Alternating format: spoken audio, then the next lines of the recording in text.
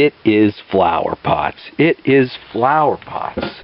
I am Jeffrey Rowe-Cohet. This is my Potter's Journal for April 14th, 2025. I've got a kiln opening for you today. The first of the flower pots. So we will have a look at the terracotta. I've done some straight rimmed ones before and since the last video.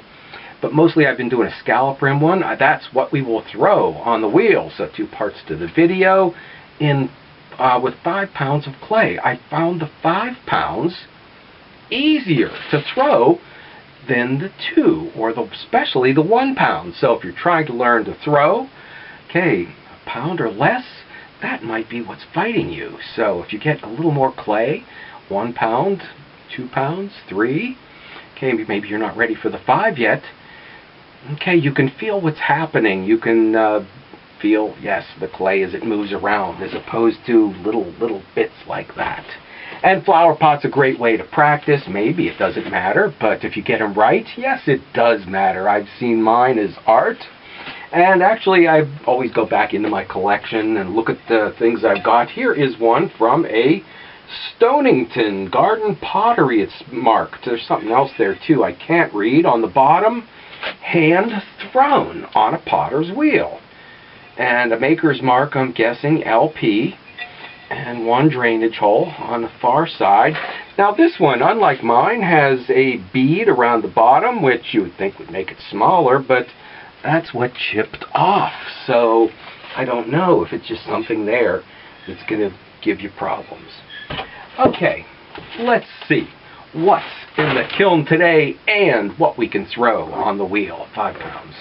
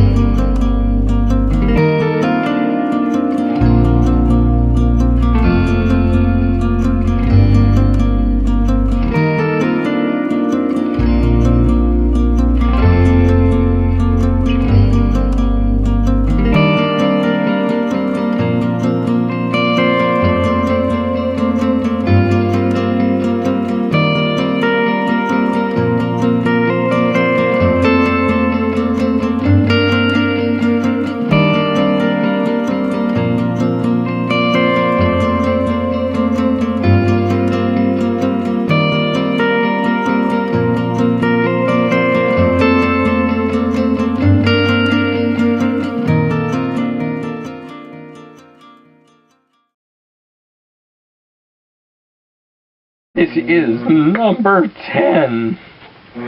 Oh, I turned the camera on for all the wrong ones. Or maybe I'm just too nervous and can't throw for the camera.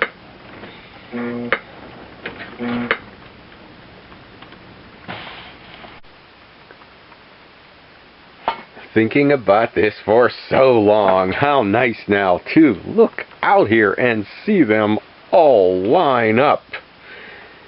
We've got the 2 pounds and now the 6 pounds. We'll move up to 9 and maybe 15. I am so excited about my first kiln load of the start of a series of 50 flower pots that I already broke the first one out of the kiln. So, let's see what's left in the kiln today. What is left in the kiln today? Well, it is flower pots. It is flower pots. Okay, how exciting is that? Well, it is, because this is a series of 50 that I'm going to take these to the farmer's market and make a huge display. I fired them in here, let's see, 2 pound one inside of a 4 pound one inside of a 6 pound one. Now, these are, with the straight rim, are a little bit heavy. This was a box of Maiolica clay that had been sitting in the studio forever. And I just needed to get rid of it. It was barely throwable. And here, these ones were lipped down. And I did the same thing, big inside of a small. And I now have at least a wiggle wire, or whatever you call it, that can do that swirly pattern that I never had before in my pots. So that's nice to have.